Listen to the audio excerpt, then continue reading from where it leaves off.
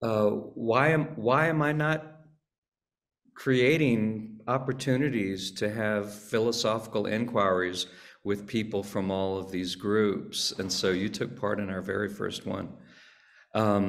So Socrates Café, I started it in 1996 when I was still a young man. If you go to our website, socratescafe.com, you can see more detail about what it's all about. But I started it it was meant to be mostly a project for the United States at a time when there was great division, great polarization among people of very different views. They didn't want to listen to different perspectives. They wanted to argue, and they wanted to argue without listening. They didn't care what other people thought. They were right and everybody else was wrong. And so I have citizenship of the United States, but also of Greece. So I learned when I was very, very young all about Socrates and Plato from my grandmother, my Greek grandmother, my yaya.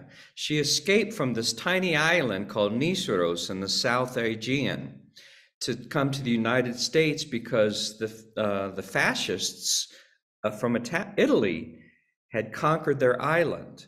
She wasn't even allowed to teach in Greek anymore in the classes. They had to teach in Italian. So she and her husband escaped, and they came through Ellis Island into the United States. And that's the reason I was born where I was born, in the United States. But she taught me at a very young age about how philosophy belongs to everybody.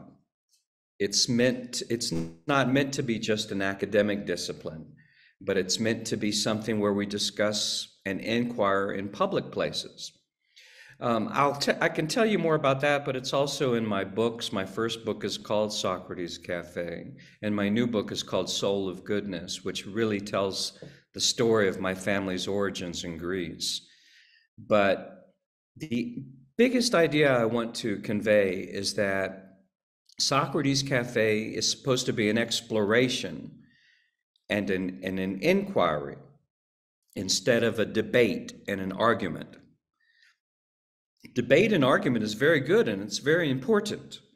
But first, before we debate, before we start arguing, we need to feel a connection with each other. And so my foundational forms of inquiry are supposed to establish habits of exploring where we sometimes unexpectedly discover some common ground. And the most important thing probably is to really listen carefully to other people. Even as we express ourselves and further develop and give birth to our points of view, that we also, part of that process is listening careful to other people because they help us. They help us further discover and develop our own perspectives. And so I've been doing this now this is my 28th year, and there seems to be more of a desire for this than ever. The United States is more polarized now than it was when I started it in 1996. Does that mean I failed? I don't know, because more groups are forming because people are concerned. There's more groups now in the United States out of that deep concern that you cannot have a democracy, you cannot have an open society unless we are willing to listen and to consider many different perspectives. Cecilia, co-founder of our nonprofit, Socrates Café, Democracy Café, was at our very first groups. And she's also the co-founder. Ceci was a teacher in an indigenous community in Mexico before we met and we married. And we're also very involved in projects in Latin America, in particular Mexico. And there's rising violence against women in Mexico like never before. Cases of femicide are soaring right now in Mexico, and we're trying to be part of efforts to understand why that is happening and what we can do about that. I want to stress that you also, anybody who doesn't feel comfortable talking, there's a chat function in the Zoom. So if you want to write your thoughts, I will be vigilant and look at the chat so I can see what you say, and then we can talk about it. Okay, so you should feel very comfortable also using the chat function. I'm sorry, I don't want to talk anymore, but again, I just want to stress it's about inquiry, it's about exploration more than it is about debate, why I'm right and you're wrong. There's another time and place for that in another platform, but that's not what Socrates Café is. I just want to give Cecilia just a moment also to speak, and then we'll move in. Thank you. So, I am actually using Chris's microphone so that we don't echo. Just I want to be aware, well, mindful of the fact that it's not your first language, just like it's not mine. I'm from Mexico. Two things. One is there are captions. I don't know if you mentioned it in your language or not. I didn't. I don't speak it, but if you go to the bottom of your screen, there's 3 little dots, and then if you click onto that where it says more, well, in English that's what it says, then you can show the captions so that you can see it and read it while we speak. You can also say that. And also, if somebody doesn't feel comfortable speaking English, perhaps somebody can translate so that we can all feel like equally included. Yes. And I would also add for the participants not to worry about the grammar. We will, interpret the question. No. Of course. I hold dialogues all over the world, and we always have somebody who can sort of, we don't arrange it always formally, but there's always somebody who can at least translate for us, and please don't ever worry about being perfect in English or any other language. Please don't, that's not even a consideration. Yeah. So, I was thinking about just the question in general. How do we recognize instances and acts of gender inequality and violence against women and minorities? And so just as a very brief introduction, because I'm from Mexico, and as Chris was saying, there's so much violence against women and minorities, against indigenous groups or mixed groups. And also there are cultural things, that our grandparents perhaps we're trying to change, but that our grandparents and mothers and grandmothers to do certain acts that are kind of part of the culture, that are perhaps racism, or just little acts like serving men first, things like that. So I was just thinking about to be aware of also how we feel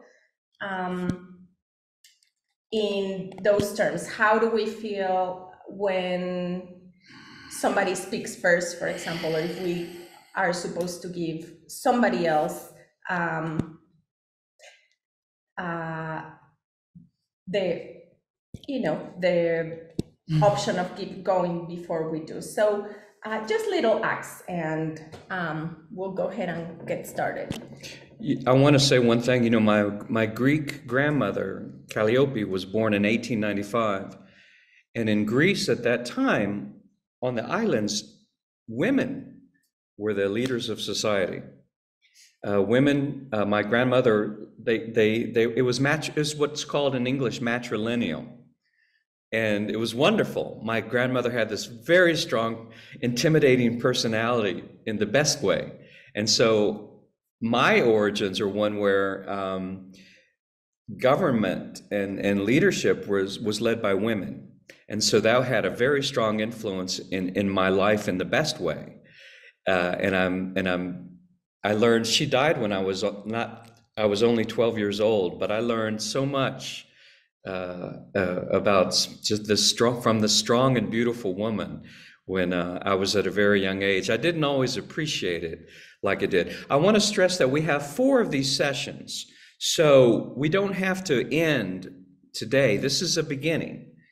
And at each of the sessions, you know, we'll get a little further. Maybe we'll go down directions and roads and pathways that we didn't expect. And even after 4 sessions, we might have more questions than we do answers. But the idea is that we keep moving forward at a time when human civilization itself is at a crossroads, is at a real critical crossroads. So I'm really honored to receive this invitation, because I think that even if we explore this sort of locally and nationally from the perspective of your country, this is something that resonates everywhere. These are universal issues. So this is just the first of 4, and I'm very glad and grateful for that. But I think where we should start is, I would just like your perspective on how do you recognize when there is violence against women? Because there's obviously many acts of violence that are very obvious, very noticeable.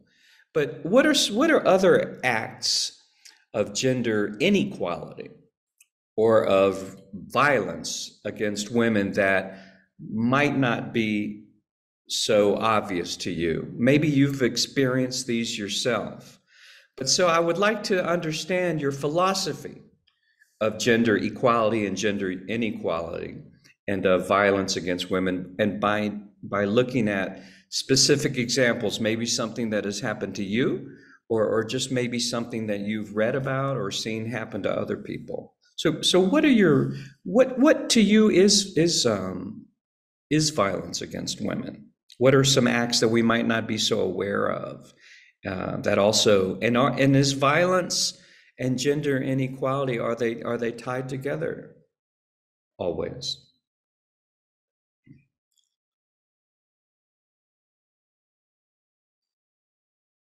So anybody feel free to just say what to you is violence against women? What is an instance of it, or of gender inequality? You can just unmute if you want to speak. You don't have to raise hand. No, anything you want to do. If you want to raise your hand, you can. You don't have to. Anything.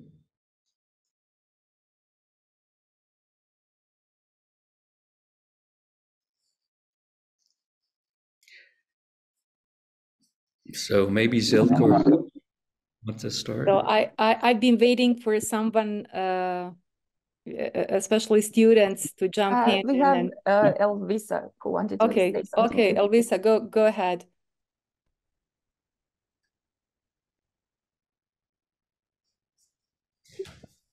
We don't hear you. Elvisa. Okay, someone else. I think her internet froze. Yeah. But we have a raised hand from anonymous user Xiaomi M21, so feel free to speak.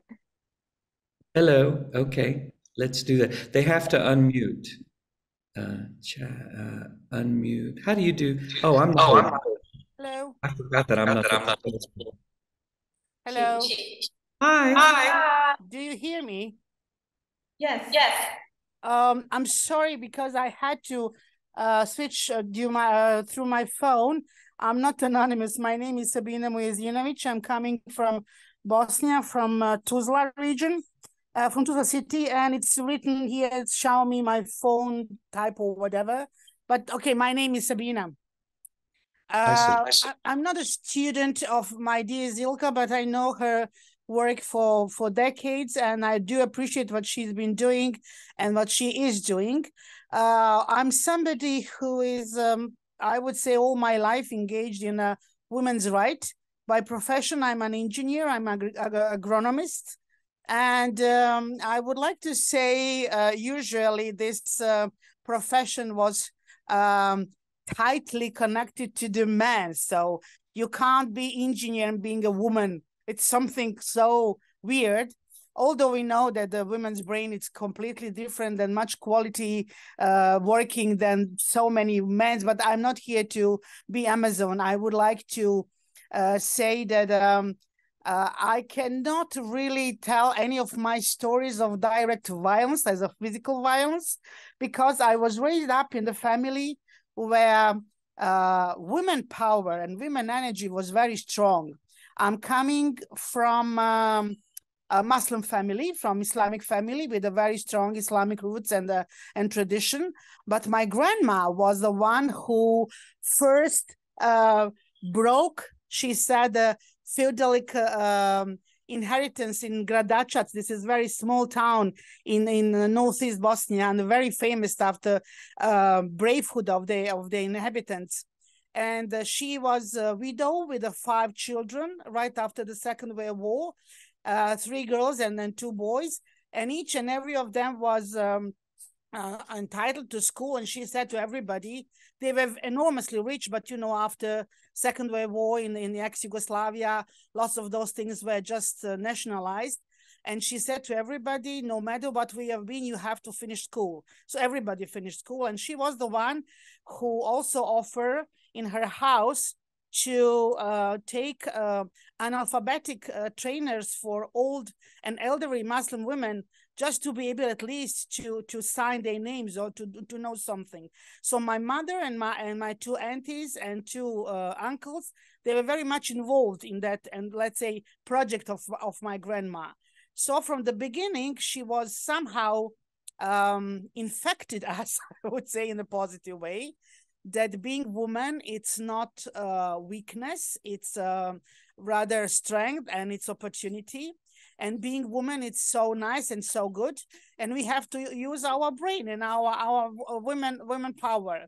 But I would say that due to my professional work and everything I was doing and I have been doing and I'm doing, it's every day's challenge to, even today I had some very interesting, let's say, clash, but be nice and accept this clash in the very figurative way. How one woman can think that way, because I'm trained to be on the side of the solution, and I'm supposed to be very weak and very unuseful and very somebody who needs a help in every and each moment. And today I had of the younger colleague, who might be even my son, who said, it's not possible that you, like a woman, can think like that way and you can solve that problem, which was very terrifying for me, because I was thinking in the 21st century that we would have a man who could be emancipated. We emancipated ourselves, we women, but we didn't emancipate our men. I think we missed to do that. And when I see the 30, let's say 30, in his 30s, young boy whom I can be mother easily, he simply cannot see a woman as a partner in a job, because we are the same project. I'm not going to be his lover. I'm not going to be his mother, not his sister. We simply have a project that we have to do by the way. No, he, instead of putting our common activities on the path towards the goal and outcomes, he started this morning with his problem of having a woman who is team leader. And this is something which is, I think, very, I would say now unhappy, but unhappy, it's too mild expression for what I have been feeling all day. I was really hoping, really, honestly, I was born in 1964, so I'm rock and roll generation. I was really hoping very warmly that in the 21st century, I would have chance to talk about the problems, engineering or whatever problems, with my colleagues, not seeing who is a man or who is a woman. I do respect those who would like to emphasize their masculinity or femininity. That's okay with me. I'm not speaking about asexual human beings, but somehow such kind of discussions in the 21st century is something that I realized we missed so many things. We missed in raising up our sons. We have to go back, maybe to the point where my grandma was stopping when she died, and go on and try again, just to make them understand that this is the mother who gave a birth to the nation. I do respect fathers. I do respect men. I had fantastic relationship with my father. He was one of my role model who made me so strong, because thanks to him and his, let's say, tactics, I developed my self-confidence. That was my father. Who can I say thank you? But it's not father who make a nation. It's mother who give a birth. And all those men who think that being man, it's just something by nature, that you are like a little god and the women should be shut up and go to the corner, they should know that they were also born by mother, not by father. Okay, let's say something like teasing the discussions, maybe not exactly what you were expecting, because you wanted to hear something directly like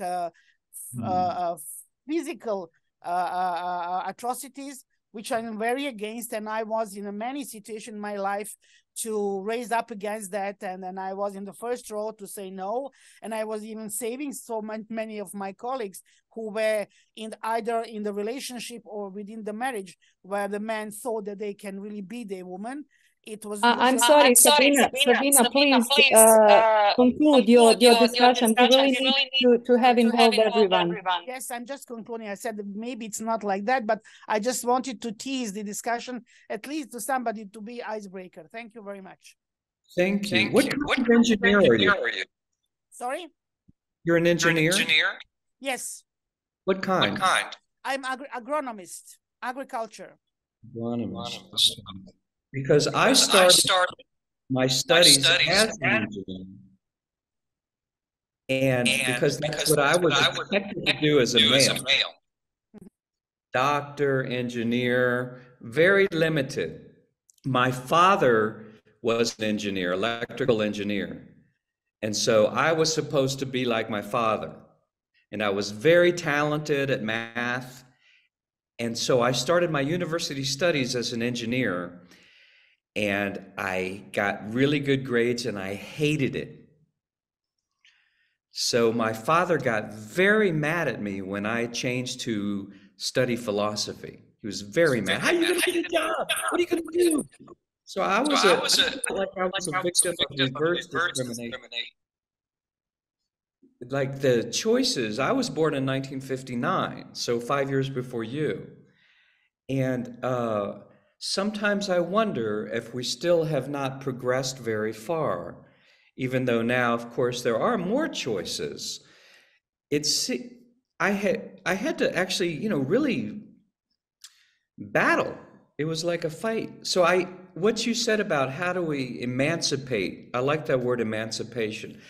How do we emancipate ourselves? You said we need to emancipate men more, but how do we emancipate men and women today in a way that we have more choices in life? Does that make sense? Because I think we still think in boxes about what a man can do, what a woman can do. We're more progressive maybe, but not so much as we should be. Am I allowed to give just a short reflection? Yes, of course. Okay, is it okay? Okay. Yes. Oh yes, I fully agree with you. That's why I started like this. I think now we are even more in the boxes than in the 70s and 80s and 90s in the last century. Wow. I don't know how that's happened, honestly, but I feel that we are even more in the boxes. Somehow I think that our generation, because you and me, we're almost the same generation, 5 years means nothing. It was more free, more liberal, more in exploring way to do the best, to make ourselves the best versions of ourselves. So I'm speaking on my own experience, but also on the experience of my generation. Somehow I feel now that we are even more closed, and I don't know why that's happened in a civilization. And not only in Bosnia, I'm seeing, because I'm traveling around the world and I see them, and very similar problems we have seen. For sure that the principle of emancipation should be adopted. something new we have to do. We have to invite and find out how to do, because otherwise we will have a problem in the very close future. Okay, thank you. What are some other thoughts? If I may, just I know that people who are here at the session would like to join us, so I would like us to be focused on the question and then try really to answer following the Socrates method. So and I want to ask you to limit yourself to 2-3 minutes to provide a chance to everyone to be part of the discussion. Thank you. Okay, we had Elvisa, if her audio works now. Okay, can you unmute her? I can, okay, I think she's doing it herself. Or Elvisa, if you have issues, you can write it in the chat and then we will read it out loud and discuss. Hi. I think her internet is. But and while we're waiting for Elvisa, are there some others who would like to offer their views on what violence, what gender inequality is? Is it about very limited opportunities in politics, in your work profession?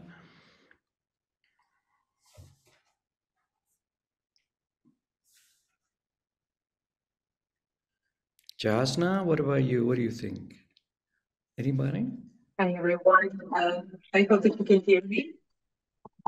Yes. When we're talking about gender equality or inequality in Bosnia and Herzegovina, let's say, we have a very rich tradition in socialism of women being equal, or at least politically, that political party was trying to promote gender equality. But the problem with the socialist perspective on gender equality is that it was pretty much aesthetic. It was not substantial in terms that women were included and involved in the public sphere. They were present in education and different professions, including engineering and also high political positions. But the problem remained, the problem of inequality basically remained in the private sphere. So women came across another type of problem, another type of burden, which is called the double shift. They were working outside the house. They were very active in politics. They were very active in education. A lot of them attained their PhDs and were very respected members of society. But after coming back from everyday work, they also had to face the problem of inequality in the private sphere. This includes taking care of children and taking care of dependent members of family in their homes. So that created a sort of double burden, which enabled them, basically disabled them to focus more on their careers. And this created imbalance, which created more pressure in terms of their psychology and psychological well-being. So while we are talking in the same time about gender equality in the public sphere, we are also not discussing about this problem that is related to the care responsibilities within the household. So even after Yugoslavia disintegrated, this also remained a challenge. And even today, this also is a very serious challenge to new generation of young girls and young women, how to create this balance. And this is also a very important topic for educational institutions as well, to raise awareness about these issues and to talk about gender equality on a more substantial level, not on only formal or aesthetic level. So this really is a challenge. And here I can see a lot of my co-workers, friends, and researchers who are into this topic, and we work on these research together as well. And we are trying to decipher everything, but it's really difficult because societal norms are as such that we still have strict gender roles and that are basically preventing women and young girls to establish the balance in their private and public domain. Did you say that there's laws that prevent it? Not laws, but societal norms. Strict gender roles within society that are basically stemming from this gender inequality that women face in the private sphere. So this is really a difficult challenge to achieve the work-life balance, for example, now for women, because they usually have more burden in terms of domestic care, in terms of taking care of children and elderly. So it's really preventing them, for example, in the business sphere, in the politics, it is preventing women to advance in their careers, especially vertically, to become women who are in higher managerial positions because they cannot concentrate on their careers. But this is also the case in politics because business and politics are, they follow the same patterns. This gives us a lot of good substance for future discussions in terms of positive steps that we might take to find that balance at a time when there, as some of you have already said, it seems to be getting worse instead of better in ever so many ways. What are some other people experiences with gender equality and violence against women? What are some of the other thoughts of participants? Thank you so much. Yes. If I may, while we are waiting for someone else, I would like just to add to this discussion that what we heard from Sabina and from Jasna, it includes an important words like power relations, superiority, inferiority, control, intention to assert a superiority over family members or over women or someone else, specifically minorities. So it's always a matter of imbalance of power, what Sabina already said in her discussion. So maybe we can discuss a bit about this. It is both in private and public sphere of life. Thank you. So what are some other thoughts about that?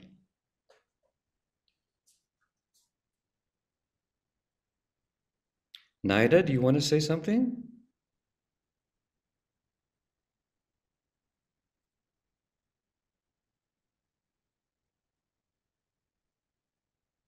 Elvisa? Jasna is speaking, but she's muted. Who is? Oh, perhaps she was just talking to somebody else.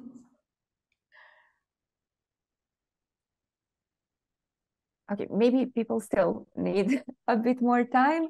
Yeah, maybe I would just like to add on, because I feel like since majority of us are working in this field of, fighting against gender-based violence, so it's easy for us to slip into these technical terms. So maybe that kind of created some sort of a pressure. So if you want to have some personal experience, you can just retell it without any, kind of critical analysis of it. So yeah, maybe I would just like to add, without this stance of somebody who works on this issue, that this violence, it's very important that, especially in the Balkans, it's always an image of physical violence. So you are never thinking, oh, maybe I'm victim of this because I'm not a victim of some, very brutal crime or some, harsh physical attacks.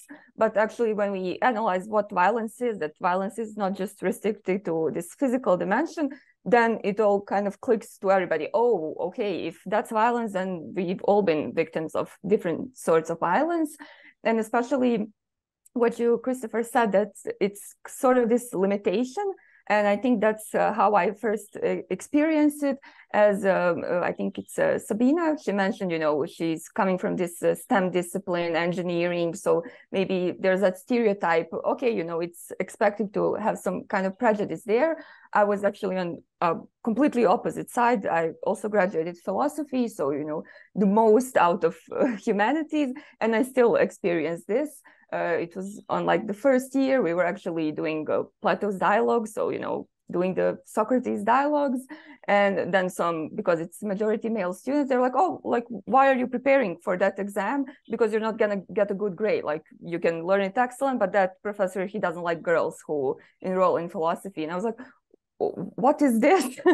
Like, what is even that kind of argumentation or explanation? And then I thought, okay, I'm a stubborn person, so now I will study even more intensely. And, you know, I did get an excellent grade, but I thought, like, so many girls would maybe enroll it just to try, and then they're faced with that pressure that's coming from top, from professor, but also they're like colleagues and people who are not even in that department. And that's kind of when you see, okay, it's not just acts of violence, it's all of these acts of limitation, or somebody, you know, trying to pull you out of some spot, even if you found a place for yourself.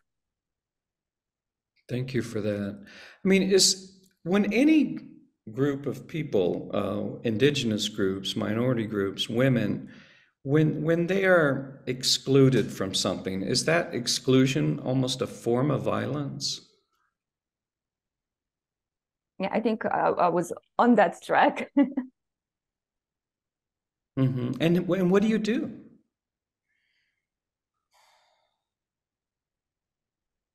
What do you do to push back? Do you find other people who agree with you and you do it together? Do you try to do it alone?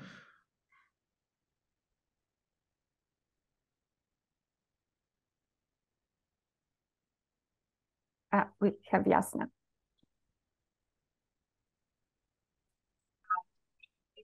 Because recent research from neuroscience actually gives us evidence that the exclusion as a process. Sorry, Yasna, it's just a bit robotic. If you could put the microphone closer or something. Okay, maybe it's the connection. Is it better now? Mm-hmm. Okay. So I just wanted to add to the discussion because the recent research from neuroscience is actually giving us evidence that the exclusion is activating the centers in the brain as if the person is experiencing physical pain. So there is a really, really convincing scientific evidence that exclusion actually is pain, and it reflects in the brain as if you're experiencing physical pain. Mm-hmm. Ceci, do you want to say something? Because this is my wife's specialty. She's glad you said that. Yeah, well, I've been thinking about several things from attachment theory, and I want to touch a little bit on that because I think there's, like I see it in Mexican society, and perhaps you will think I'm going to do this one. how in your society may be the same.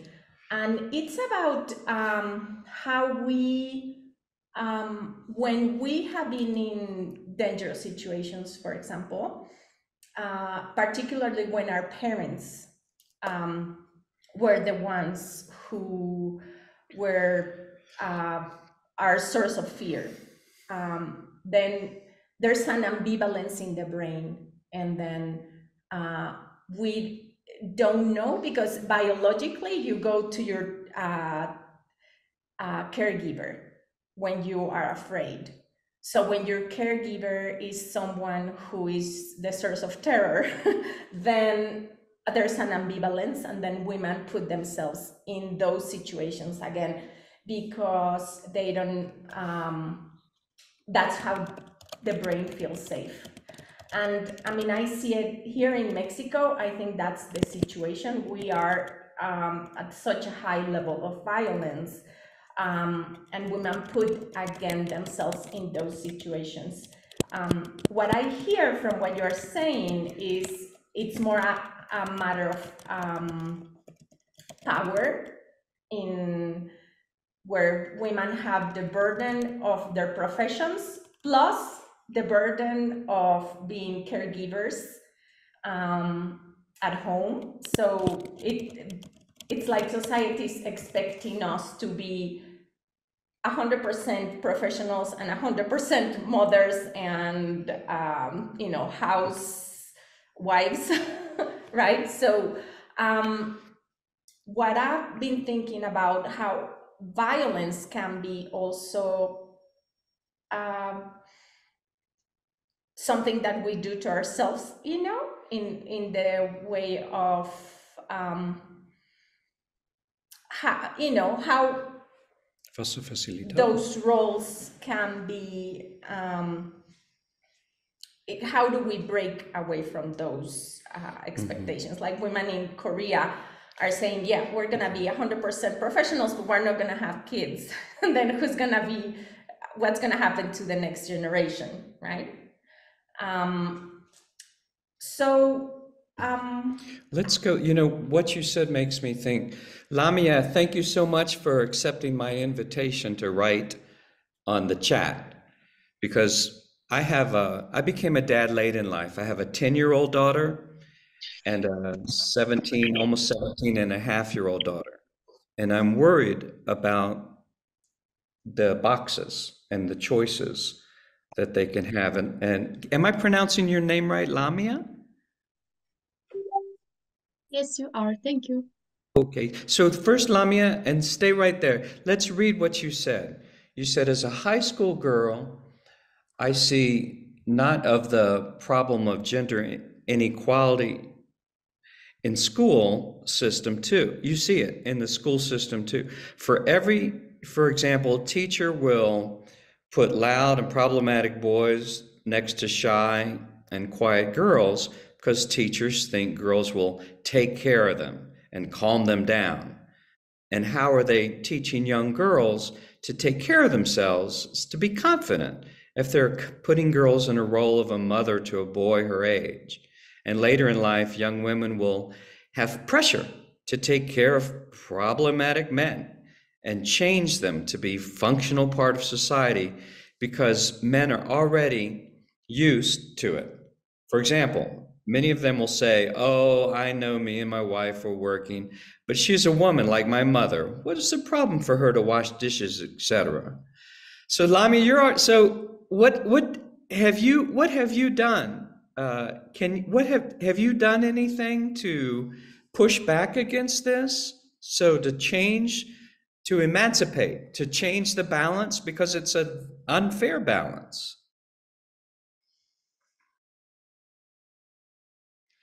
Lamia, have you been able to do anything to change it?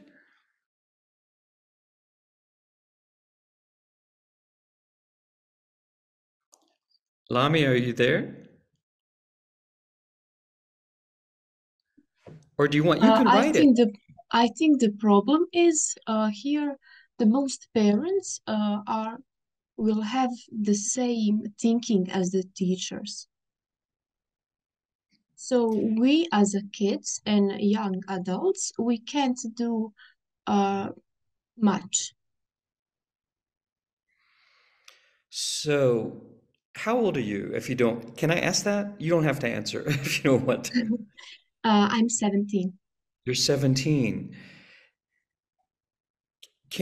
Are there others, young women your age who agree with you? Can you do something together? I think we could. Or we could, like in school, to make presentations about that. Like what would a presentation, like what might it be? We're just thinking. Like what would your presentation be? First, there will be examples in our life. About what would the examples be? About what you're talking about? Like in group projects, where there are girls and boys. Boys will probably do nothing because they are already thinking, oh, the girls need good grades, so they will do all the work, and I could just like participate in it. That's one of examples. And can I ask you, are you planning to go to university? Yes, I do. And what do you want to study? Economics. Economics. So that's also been another male-oriented, a male-dominated field, right? Yes, I know. So I'm just wondering what, to all the participants, for instance, in the politics in your country, only about 21% of the elected officials are women. You know, what small steps can we take in our, because you've indicated that they're all combined together in our private lives, our public lives, our professional. What are some steps that we can take, just small steps that might be giant over the long time? Like for instance, Lamia, when a teacher puts the boy, can you protest? Can you say, no, this is not how it works? Or is that not allowed? I think we could, but we were very young age to do that. You were? We have a 10-year-old who is fearless. And she, so here in Mexico, there's this kind of music called reggaeton, which it's like kind of rap that talks really bad things about women. And she objects every time that the music is on. And so she's always, you know, kind of in the middle of things because it's kind of fighting off that part of the culture and defending how we, you know, even though we're not physically the same, we should have the same rights. And I feel like I was thinking about what Sabina said before, how perhaps in the 70s there was this awareness also from men, like not to interrupt women, not to have them apologize, you know, because those are kind of subtle things in which men, or their anger, you know, in where men perhaps kind of cultural things that put women down, and then I don't know if it's social media or what, where again the roles are very divided, and perhaps the new generation that was born with social media and everything, you know, all us adults are trying to learn how to live with it. And there's a newer generation where they see us in our phones and they ask us to put them away, right? And I feel like, you know, there's a little girl, I see a little girl there, and I feel that that's our hope, you know, for me, is this new generation will create more of that awareness, just like really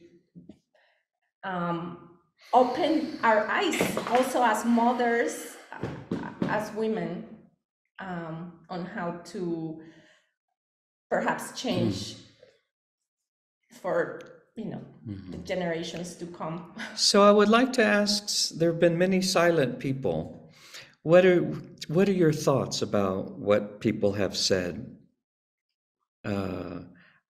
What are some other people who have not yet spoken or written? Can you share your thoughts? I know you've met me for the very first time, and so you might not feel comfortable. Yes. It says, Elma. Yes, please. Hello.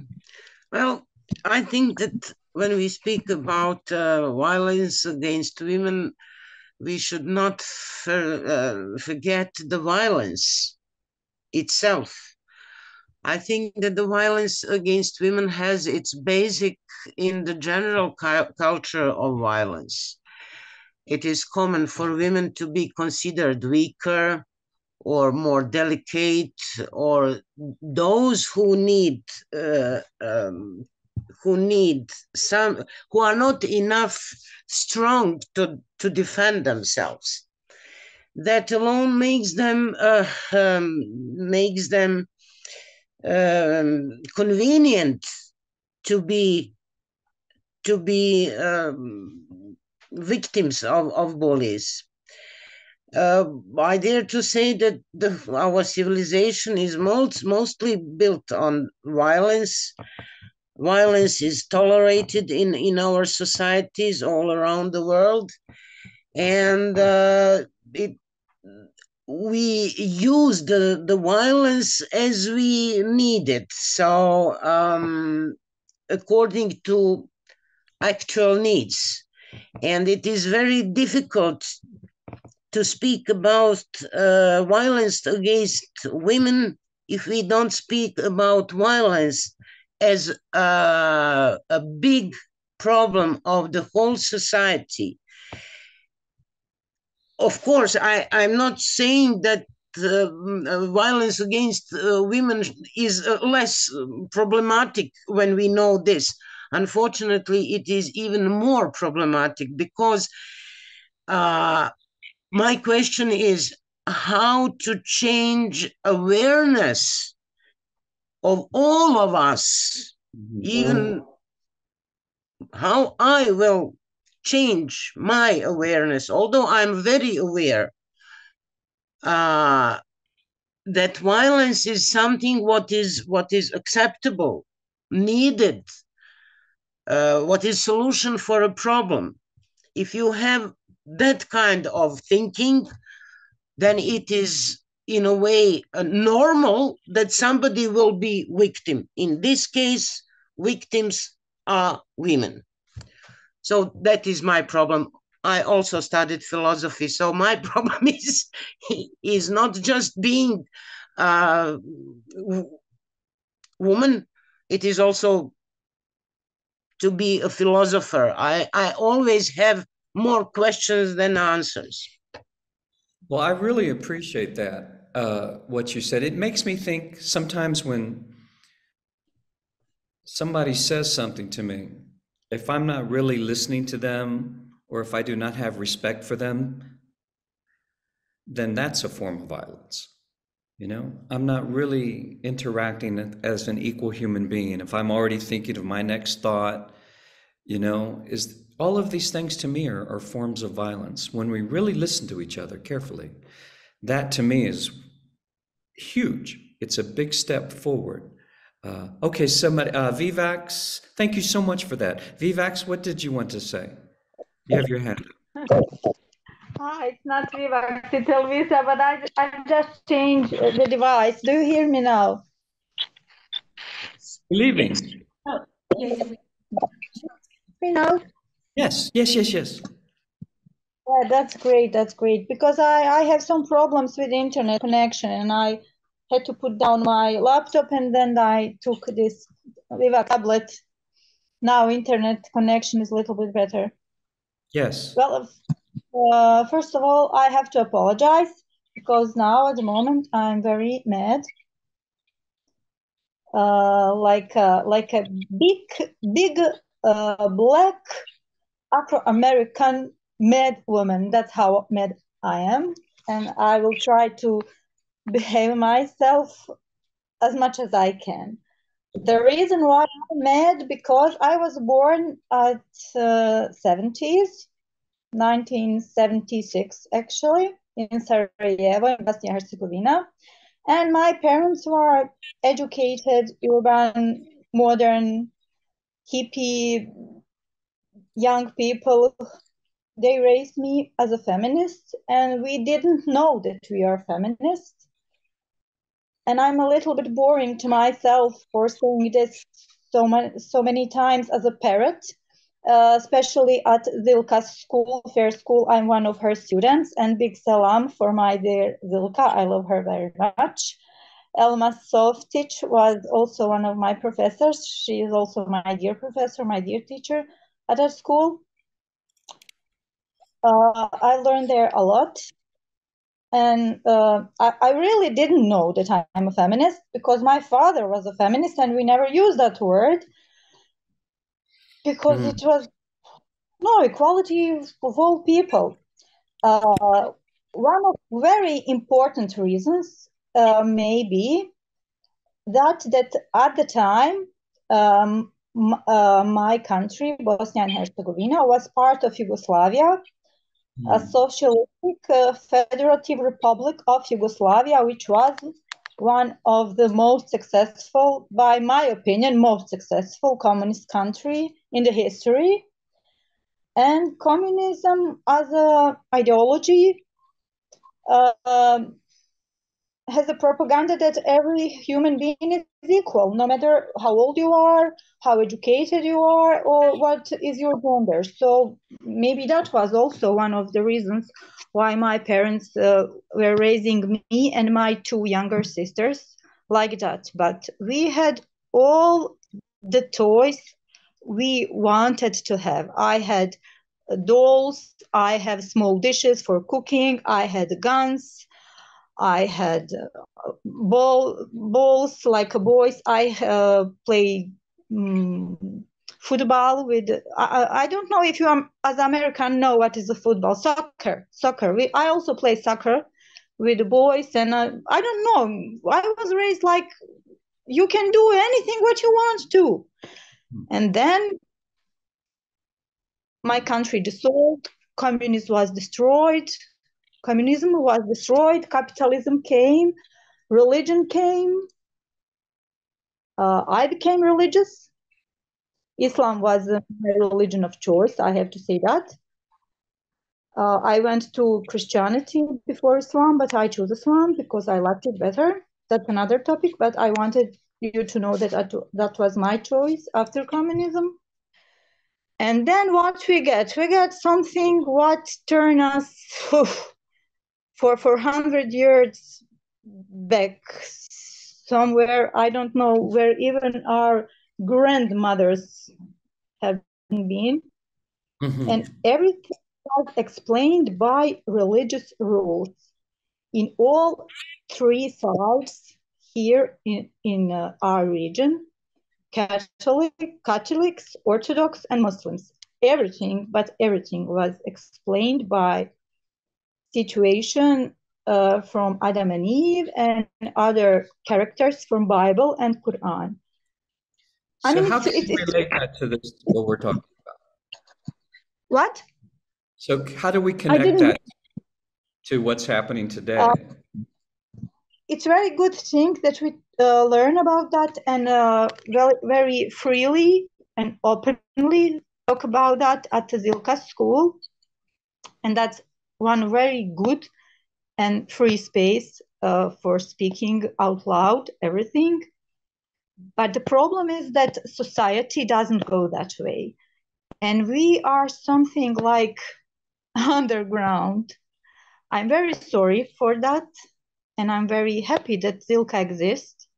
But we are something like underground while they are mainstream. And they are so, I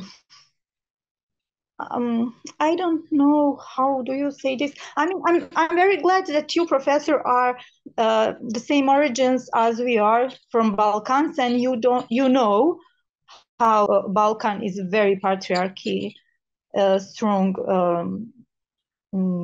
territory on this planet.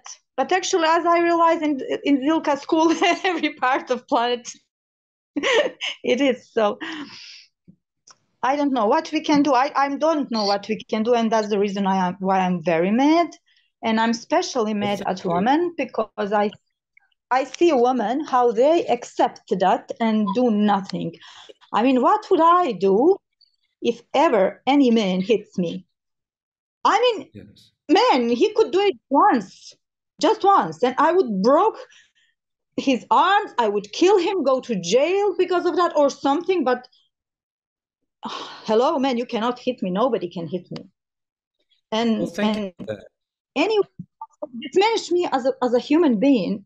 Doesn't matter if I'm a woman or a man. Yes. Sorry, man, but you cannot do that. My mother didn't push me through her vagina, sorry for my words, and didn't bring me into this world so that somebody can enjoy in torturing me. No, no. So I'm very mad when I hear young women to say there's nothing we can do. I was also very young woman. I was 16-year-old when I met my ex-husband. Now I'm divorced woman. And I told my ex-husband, I was 16 at the time, he was 19. And I told him, you know, if there is a destiny like that, that we stay together, that we start to live together at the university, that we stay together for all our life, I want you to know that I think that men and women are equal, and I want you to cook and clean house and do everything as I do. And then he told me, well, that's normal for me. That's also how I think. And actually that's happened. We continue our relationship and we were together during university time, and I got pregnant and then we got married and etc., etc.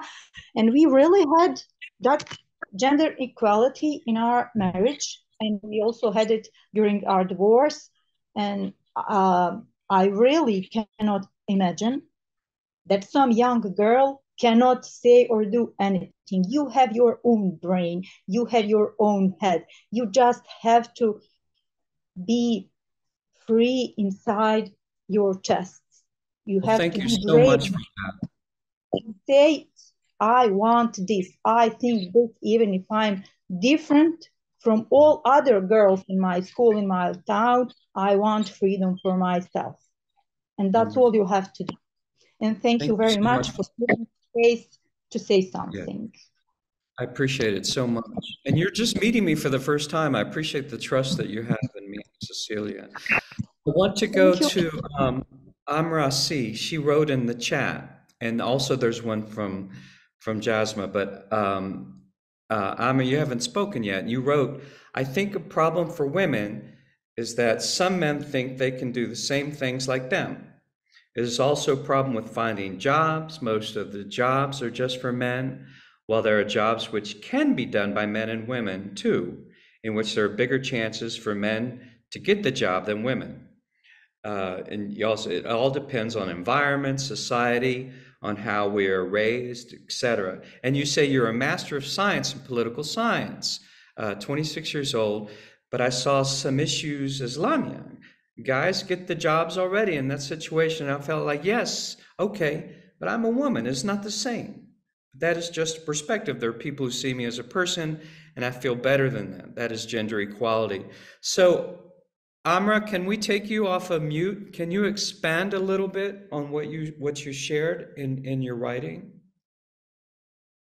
Are you seeing progress now? More progress?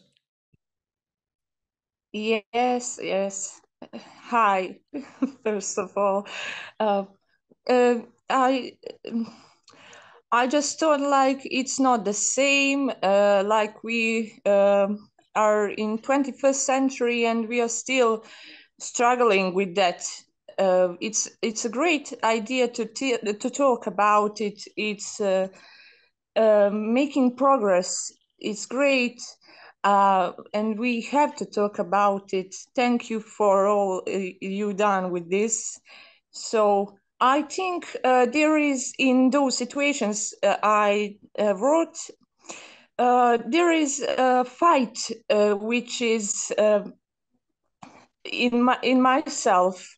Then to fight it, then yes, and I have to say that that's the only way. I have to go further, and it's okay for now. It's okay for now? Can you, it's so there's a struggle, there's a fight. And do you, like, I'm wondering, even with participants here, we have, maybe as we move forward in the next 3 sessions, we will develop strategies here, unique strategies with very different beliefs that how we can move forward. Some other people who have not yet spoken, what are your thoughts in philosophy about gender equality and violence towards women?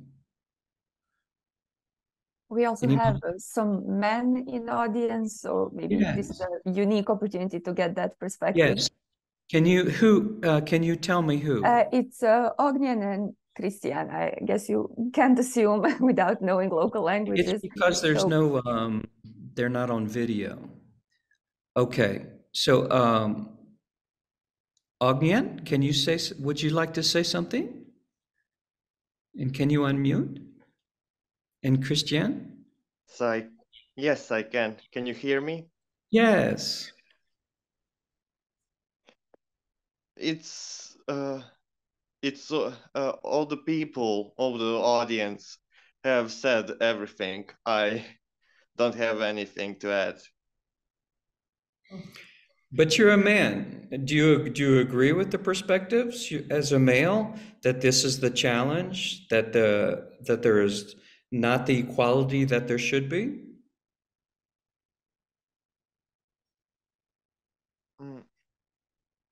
I don't know actually what to say. It's Well, all. tell me a little bit about yourself. How old are you and what do you do?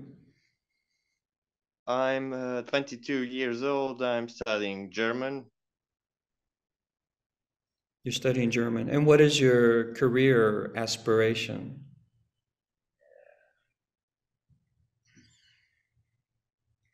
What do you want to do as a profession?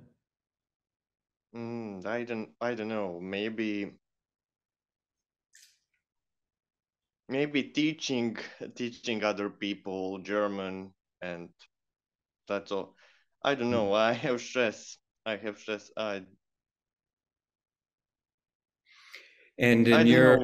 I don't know what to say, actually. I appreciate that, but do you in your world do you think that there is inequality among genders? Yeah, a lot of gender equality, about sexual orientation in our country. It's really prohibited to explain yourself as any kind of sexual orientation. And that's the problem. The problem is that it's very rigid. Yeah. Also, we have various religion kinds.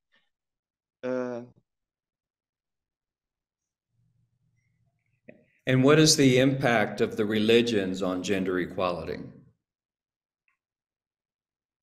For example, a woman that not the same religion, like in the most of BiH, can't have a job because of her religion, of her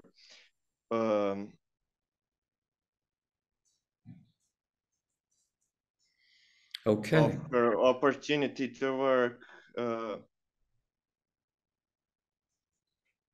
Okay. That's all. I don't have anything to add. Well, that's a lot. I'm glad you added that to it. I'm wondering if Christian would like to say anything too. Thank you so much for your comment. And actually that shares a lot. Christian, would you like to say something too? Do you hear me? Yes. So I don't know what to say, but I agree with Ognian because we are friends and we are just in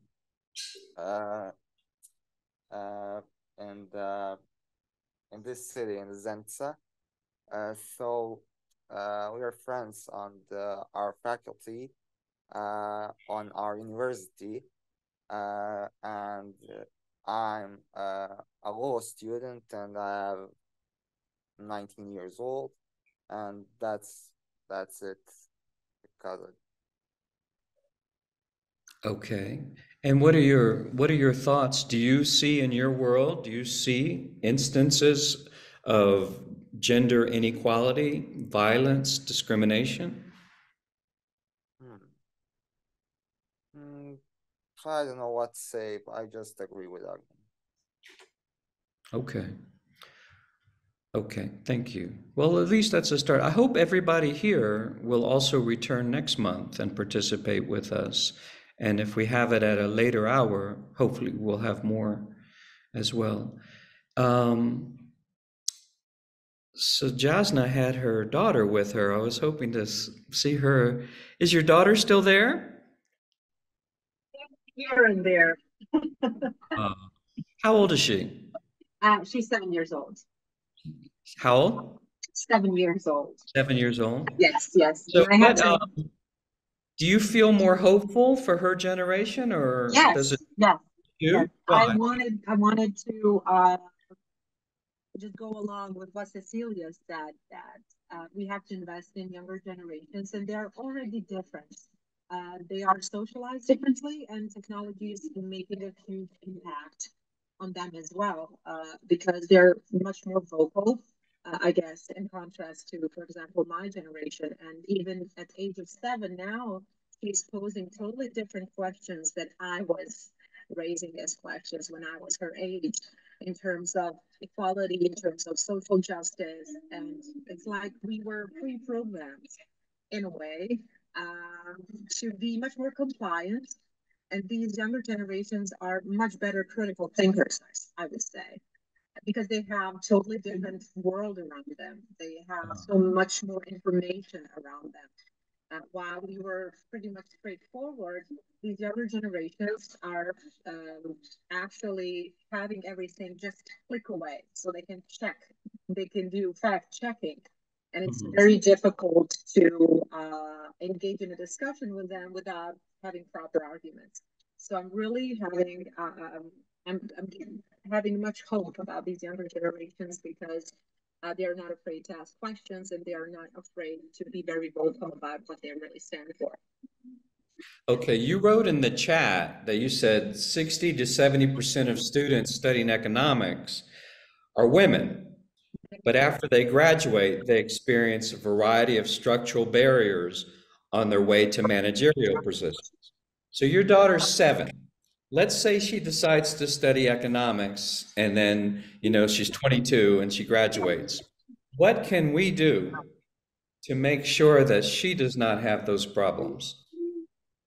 Somebody, I think, mentioned already, and I'm a really firm believer that educational system and educators are really important as focal points in communicating with young people from the earliest age, and being as role models, especially teachers, regardless of gender, who are aware of these gender inequalities, or generally about social injustice. I was mentioning this related to studying of economics, because I'm a teacher at a School of Economics, and I know this a percentage. And I quite often talk with my students, also boys and girls, and they are aware of these structural barriers. Some of them are on graduate studies, and they are already working, so they are having these experiences of encountering a variety of barriers on their position, on their managerial position path, for example. But just to refer to your question, younger generations, I think, they have a totally different mindset, and they have something that we do not. They're much more open about talking with something that really is a striking problem for our generation, for my generation, and maybe older generations. And this is called solidarity of women, which is basically a myth that does not exist. Because I have been investigating the position of women in business and also in politics. And what I've heard from interviews and from focus groups with women on managerial or political positions is that quite often they encounter a problem of not having women's solidarity. Women are not backing each other's back. They're not being supportive. On the contrary, quite often men, as their colleagues, are much more supportive than women. So this is another problem, the women's solidarity issue, and these younger generations just have to break this vicious cycle. I'm having high hopes maybe for younger generations, but I think we as educators are also really responsible for these topics and talking about these topics with them. Okay. I want to ask something, and I hope Agnan and Christian are listening. Are there any cases or instances of gender inequality against men?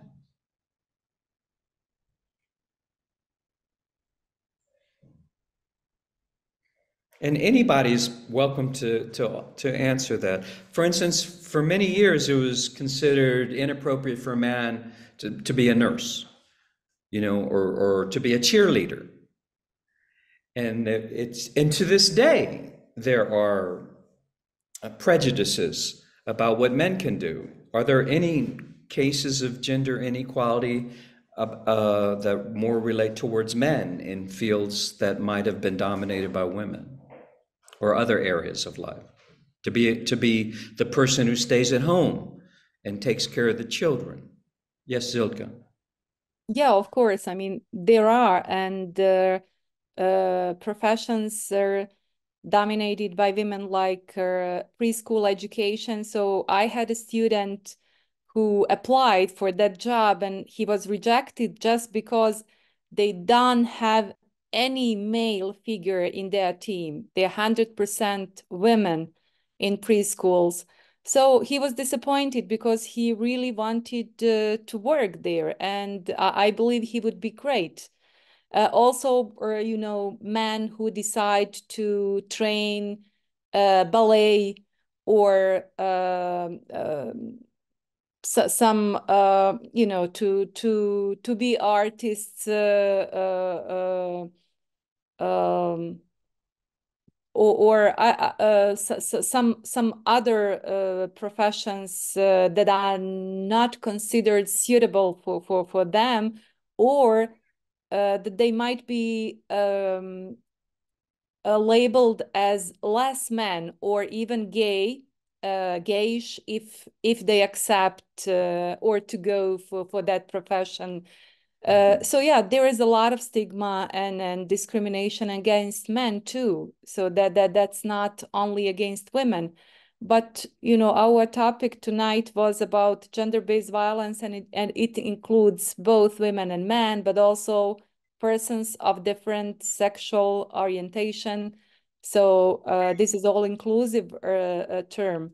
And I would like to add, after the discussion by several participants here, that what we heard from Elvisa and some other, that despite the fact that we have secularization, socialist type in Yugoslavia, and what we faced in 1990s by the end of 20th century with the ethno-nationalism, rise of ethno-nationalism and revival of religion, what we are facing today is a backlash of gender stereotypes and backlash against gender equality with anti-gender movement that is very vivid and active in South America, North America, around Western Europe. So it's not only the Balkans. I mean, patriarchy is rising, and we are facing you know, new challenges. You know, how to even to fight for the rights that's already been achieved, and that's really weird. That, for instance, reproductive rights that's been fought for 50, 70 years ago, now they are again on the plate for discussion, and there are tendencies to reduce them, like in the United States with the Supreme Court decision. I mean, that's a really global challenge.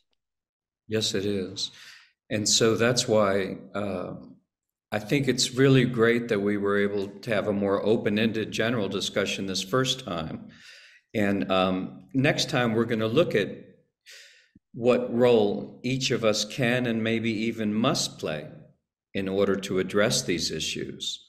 And now hopefully everybody will be thinking about that, not just thinking about it, but in your everyday lives, in your professional and personal lives. Maybe what steps have you taken between this discussion today and when we meet again in a month? Because you have me thinking about a lot of different things. I wrote in my newest book that when one person is in a position of power, or one group, and they deliberately exclude others, well, guess what? They're also limiting their freedoms. They are not growing and evolving because they're so focused on excluding other people, using their power in ways that limit all of our freedoms, including theirs. In the old philosophy days, as those who were studying, they would call it almost a master-slave relationship. But the master also enslaves himself because he's excluding. And so let's think about our actions between now and the next time we meet. And hopefully, since we'll meet at 6 p.m. next time, there will be more, and you can maybe share with them, what are some things, the roles that each of us can play, including us who are not so much victims of such acts, as individuals, as communities, but as society on all scales, from the very local, including family, which is a kind of society, to your community. And then, as Zilka pointed out, to how these are completely interconnected on a global scale. What are some baby steps? Because baby steps can become giant steps that each of us can do in our everyday lives to make progress in this.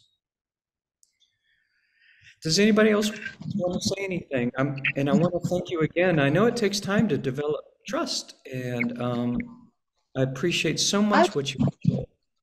If it's okay, I would like to say something, Christopher. Something about this, what you were just talking about, and something specifically to Cecilia. First of all, what I think what we can do and what we must do is for each of every one of us to go to psychotherapy, to have our own therapists, to become stronger personalities, and to build our self-esteem. I've never met in my entire life person, male or female, who has such a strong self-esteem as I do. And the reason for that is the way I was raised by my parents and marriage of my parents. They were very much in love with each other. They still are, even if they are old grandparents, grandma and grandpa.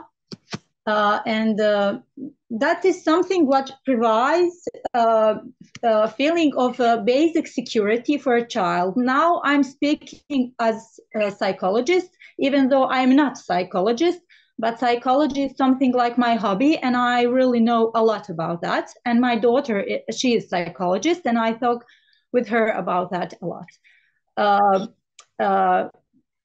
I want to continue this by saying that I've raised one daughter and one son as a feminist, and now they live their lives as a feminist with their partners and in their jobs also.